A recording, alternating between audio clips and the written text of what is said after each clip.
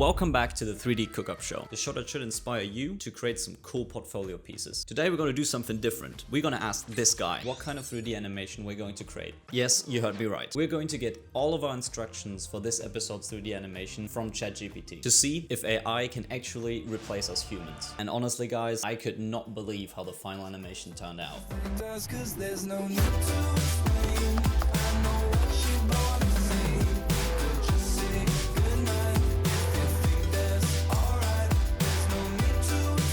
Alright guys, so the first thing we have to find out is what we're actually going to be animating. As I don't want to go ChatGPT to go too wild on this, I already decided that I'm going to do a 3D commercial. So we're going to find out what kind of product we're going to use. Alright guys, as you can see, we're actually going to do a perfume commercial. That already sounds really interesting. So first off, we need a name. So let's ask ChatGPT for some ideas. Okay, so I've got a bunch of suggestions here. I quickly skimmed through them, and I'm actually liking number 12. Jardin des Sens, which is French for Garden of the Senses.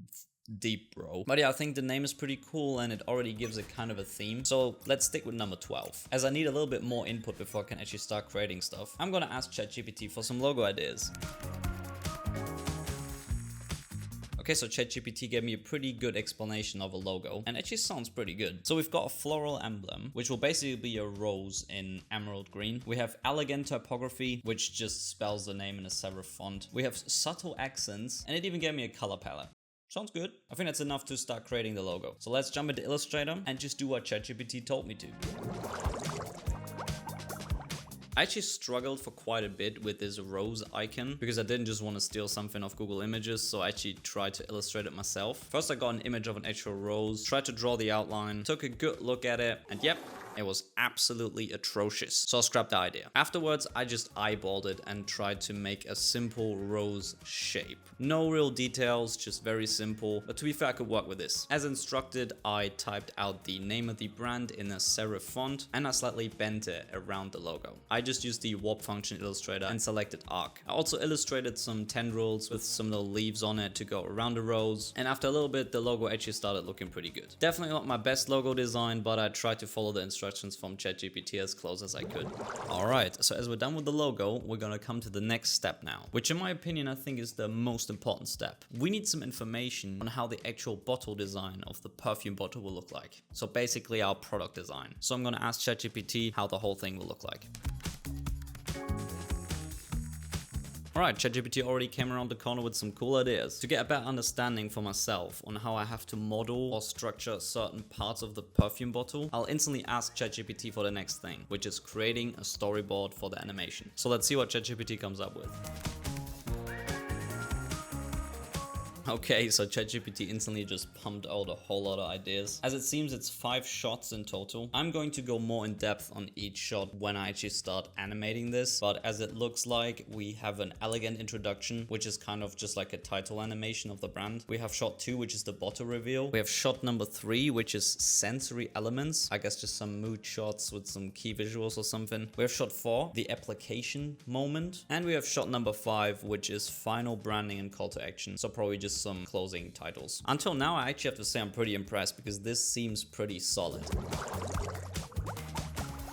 So as ChatGPT told me, I started with a very simple rectangle bottle design. Just created a cube, scaled it together. To make it look a little bit unique, I actually scaled the top face down a little bit, so it actually has slightly slanted side faces, and I beveled the edges. Went to the top, extruded the bottleneck or neck of the bottle. Created a sphere, deleted half of it, scaled it up, put it in the background as a placeholder background for now. As I wanted to create a style frame first, I actually used the instruction of the last shot, which is basically just a shot to present the bottle. I started creating that scene first, just to get a general visual aesthetic for each scene. So I created a cylinder, I placed the perfume bottle on top, and created a very simple 3-source lighting setup. It's one of the best lighting setups for product animations. If you're interested, check out this video here. This dude actually explains it perfectly. I slapped the glass material on the bottle, and I started modeling the spray head. Went to Google Images, got a few reference images, and started creating the spray head out of a few cylinders, a few Boolean modifiers, and just simple edit mode modeling. The spray had got a gold material. Then I went on to create the actual liquid of the bottle. For that, I just copied the basic bottle shape, deleted the bottleneck, scaled it down, and created my own liquid material with a translucent BSDF as well as a glossy BSDF and a mixed shader node. ChatGPT actually didn't tell me to do this, but I colored the liquid green. I just thought it'll look a little bit cooler. Also give the whole thing a little bit more of a color accent. I created a suction tube out of a path, which I beveled and put a solidify modifier on it. Also just gave it a glass material. To create some of the details ChatGPT was describing, I went into Illustrator and created some key visuals. I started with a very simple 4-leaf icon. Exported that as a SVG and imported it into Blender. I placed 2 of these on each side of the bottle and also gave it a glass material. As there will also be an actual cap above the spray head, I just copied the shape from the bottleneck, deleted a few vertices and just modeled the cap out of it. I also used the 4-leaf symbol for the top of the cap, and I created a very simple word mark which was just JS, which I put on the front of the bottle cap. Here's a handy little tip for you guys. If you want a welded, kind of melted together look, use separate shapes, use Ctrl J or Command J to join them together, and then apply a remesh modifier. You don't have to use a high poly count, but just make sure that you can still see the separate parts. As soon as you've done that, turn on Shade Smooth and go into the scope mode. Then just use the smooth tool and go over the whole thing. Make sure the strength isn't too harsh. Afterwards, you should have very nice welded together looking edges on all of these shapes. I also used the 4-leaf symbol to put it on the side of the bottleneck. Thing was just a cute little detail. Now it was time to create the label. Went into Illustrator, created a square artboard, and designed a very simple label. Created a plane in Blender, put it on as image texture, and slapped it on the front of the bottle. To create the gold accents ChatGPT was talking about, I came up with my own idea. I used the bottle shape, went into edit mode, selected the outer edges that went all the way around the bottle as well on the side edges, duplicated them, pressed Ctrl P, and separated them, so I had them as a separate object. Converted them into a curve, beveled them, and gave them a gold material. That way we had a little golden cage, if you can call it, that goes around the bottle. I think it looks very elegant and really fits the theme. Now I finally changed the background to the beige color, so we had the whole color scheme completed. As mentioned earlier, to give the base also some golden accents, I duplicated the base, gave it a displace modifier, gave it a gold material, and then played around with the settings. After a while it looked like the marble base had some golden drops on the outside, which I think looked pretty cool. As the brand has a little bit of a garden theme, because of the name obviously, I modeled some very simple tendrils. I just used a cylinder, subdivided it a few times, created some simple leaves, stuck them on there, and also some branches that went off the tendril. Then I applied an array modifier as well as a curve modifier, and let the tendril swirl around the base. As I was missing a few color accents, I added a few red berries to the tendril as well. I know ChatGPT didn't tell me anything about any red, but I just used my creative freedom on that. The tendrils intentionally didn't have a realistic tendril material, as I wanted to keep the metallic emerald green look, so the tendrils are pretty reflective. As always, if you should be interested in getting the project files of the animation with all of the textures and models included, as well as the full screen recordings, you can get both of that for free with the link in the description. Alright, so we already got a big step further. Here you can see the current bottle design. ChatGPT is having some good ideas. It looks very elegant and modern. Very excited to see how this looks in the actual animation. So before we wait any longer, let's start creating our 3D commercial exactly how ChatGPT described it. One thing I actually forgot is to pick a song. And again, we're gonna ask ChatGPT for some advice. So let's see what kind of tunes ChatGPT wants us to use. Alright, so ChatGPT is keeping it simple. It wants us to use classical music. So I'm gonna go on art list and pick a song. As soon as I'll find one, I'm gonna drag it into After Effects and I'm gonna scrub through the timeline and set markers for each scene. That way I know the exact frame count for every scene and I can use that to create my Blender files. So I don't render unnecessary frames and I know how to time certain movements. Difference in your facial expression. Don't tell me nothing's on your mind. If we're honest, it will all be fine. I'm someone let's talk things through. The hardest thing is getting it out of you. I should sit back and give you a break. Let you close your perfect eyes, cause there's no need to explain. I know what you wanna say. Could just say goodnight if you think that's alright. There's no need to explain. I know that. And I'm back. After having the cook up of a lifetime, let me explain how the animation went. The first shot was basically kind of a title animation. So I just exported the title I already created as an SVG and imported it into Blender. For anyone who's ever imported SVG files into Blender knows nearly always shit's buggy as hell. Most of the times though, if you just move around a few of the anchor points, you fixed most issues. As you can see here. Extruded it, beveled it, and gave it a gold material. I built a quick lighting setup, and as I positioned the camera, I realized the shape of the font isn't really ready for detailed shots. So I slapped a multi-resolution modifier on there, went into sculpt mode, and just smoothed the whole thing out. Also scaled down the material a lot. As I wanted some tendrils to go down the J, I created two paths and just made them really curvy. That way I can use the tendrils we already modeled, animated their position property, and let them go around the J. Oh my god. On all of these shots, I always had a slight camera movement. I didn't really use speed curves, so most of the movements were linear, just looks more cinematic and luxurious. Afterwards, I created a path that went through the whole name. Also did the same here, used the tendrils, keyframed the position, and let them go through the letters. I realized that the tendrils were cut off at the start and the beginning, so I quickly modeled some blossoms, went into the array modifier, and chose a start and end object. That way, each of these sides on the array modifier had the blossoms on it. The last part of the first theme was just the whole word mark flying into frame. So I just keyframed the camera and that was basically it. Now we're gonna come to the scene 2, which is the bottle reveal. Scene number 2 is the product shot, which was actually the easiest one to do, but is also one of the most important ones, so it's gotta be clean. So basically I removed the marble platform and just had a clean background and a product. I bound the product to a null object and just let it fly into frame. It had a slight rotation and the camera also had a slight movement to it. To add a little bit of detail, I went into edit mode on the liquid material I had inside of the bottle and created a shape key. That way it actually looks like the liquid is shifting as the bottle tilts. And I do not want to have a single comment on the mesh of the liquid. Oh, hell no. Don't ask me why I didn't fix that. The second part was a close-up of the bottle cap. Showed a few details, just had a slight rotation in there, a slight camera movement. Nothing too special, but clean and professional.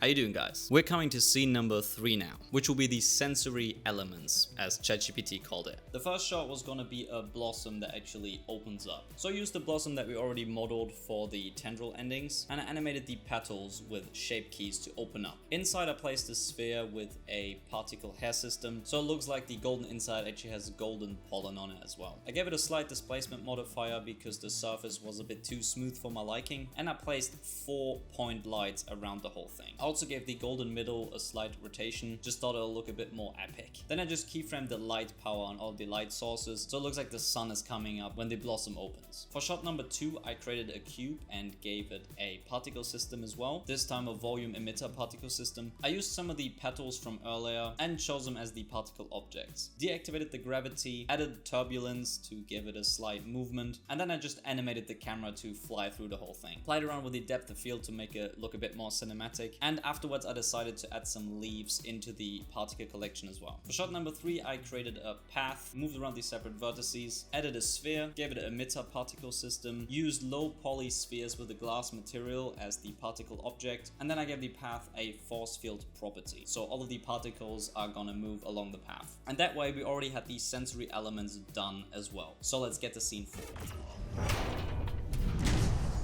Scene 4. For this shot, I actually needed a hand. So my first instinct was to go to Turbo Squid and look for a rigged arm model. As it's a perfume brand and it needs to look luxurious, I instantly thought of a female hand. I was really hoping to find something that is already rigged and easy to use. Well, I was mistaken. Oh, hell no. So I used my enormous brain to think of a different solution. And then I remembered. A few months ago, I actually bought the Human Generator plugin. Of course, it's a whole human, but humans have hands, arms, and it's already rigged. So I created a human with the plugin, and I deleted all of the vertices that I didn't need. So anything besides the arm. I positioned the arm in the scene next to my perfume bottle, and I animated the fingers using the already rigged bones to make a kind of a reaching motion. Shot 2 was the finger pressing down on the spray head to actually spray some perfume out of the bottle. To make it a bit simpler for myself, I didn't even bother placing the hander on the bottle or nothing like that. I literally just chose to use a close-up angle. I put the finger on the top of the spray head, animated the index finger to press down onto the spray head, and I just animated the position of the spray head itself. It's that easy. But now I came to the quest of how do I create the actual perfume coming out of the bottle. So my first thought was particle system, emitter, which was the right path, but what would be the emitter object? object. And after thinking about it, I decided to use a cone shape, which was actually the right decision. I added an emitter particle system. I put the start and end times to 5 to 10 frames different, so there's just a short period of time where the particles are actually being emitted. Then I played around with the velocity settings, so the particles actually only went out on the front side and didn't fly into every direction. The particles themselves were just low poly spheres again with a glass material. I noticed an issue though, as the human generator plugin is made to use the whole human mesh and not just the hand. The texture on the finger, very low quality, which is understandable. But I knew I could just fix that in post later and just put a slight edge blur or something on it. Shot number 3 was just a cube again that I created. Put an emitter volume particle system on there, put start and end frame to the first frame, deactivated gravity, added the turbulence, and chose the same low poly sphere with glass material as the particle object again. That way I just had a little cloud of liquid particles floating around. Used my camera and just animated through it again. And I'm back. Scene 5, final branding and call to action. So close to finishing this thing. I used the scene that I created in the beginning as a visual reference point to start this off. I animated the tendril to go around the base. I also animated the bottle to float at first and then very punctually settle down onto the base. The song that I used actually had a certain note played at that exact point, so it made sense to use that time frame to let the bottle hit the base. And with that, we were done with the whole Blender part. I rendered all these shots out through the Garage Farm render farm, put them into After Effects, check if everything was to my liking. There were a few revisions, but after a second whole render round, I had everything adjusted perfectly. Just put some color grading on there, a vignette, a little bit of glow, some light flashes, fade-ins, fade-outs. And for the final shot, I added a slight blur, put some text on screen as ChatGPT told me to, and I also cut to black at the end when the song stops, where I placed the final call to action. As you can see, I followed the instructions from ChatGPT very closely. So let's take a look at the final animation. Again guys, if you want to have the full project files with all of the models and textures included, as well as the full screen recordings, click on the link in the description and you can download both of that for free.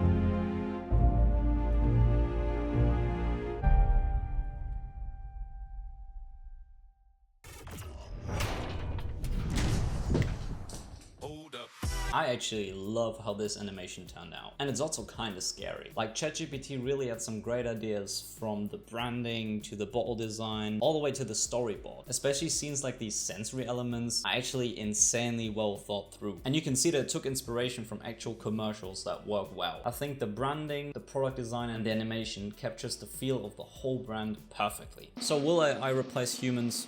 Yeah, I mean, probably at some point. But just following the instructions that ChatGPT gave me, you have an insanely well thought through end product. And that already is pretty insane. That means if you struggle with finding concepts, ideas, or even storyboarding itself, you can literally go to ChatGPT, and if you're good enough to just recreate what it tells you, you're gonna be off pretty well. I really wanna know what you guys think of the animation. Please leave some feedback down in the comments. But most importantly, Artem, what do you think it is? It's like when you say some tip, you know, and I'm gonna be like, Thank you, Artem. So how long did it take me to create all this? This whole animation from start to finish took me 10 hours to create. I was really lucky, as most of the scenes were already perfect as I rendered them the first time. So I only had to do one revision round to get everything on point. And how difficult would I say was this animation? I would give this animation 4 out of 5 default cubes. This time there were a lot of techniques that are a bit more advanced and took a lot of troubleshooting to get right. Especially all the particle systems were a pain in the ass. And now the most important question, as always: how much could you charge for an animation like this? I did get a lot of comments last time debating if the animation that I made was actually worth the price tag that I gave it.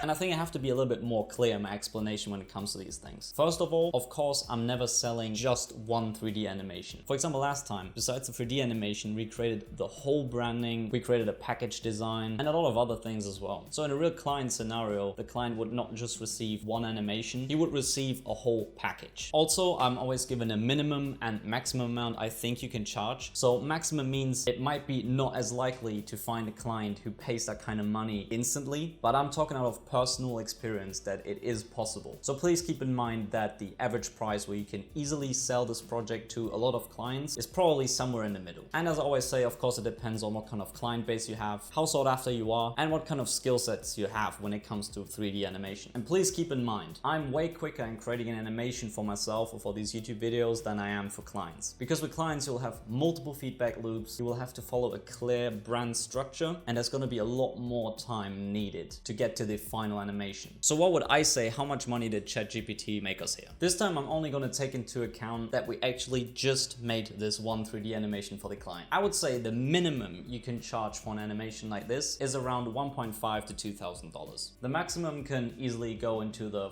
$4,000 to $5,000 range.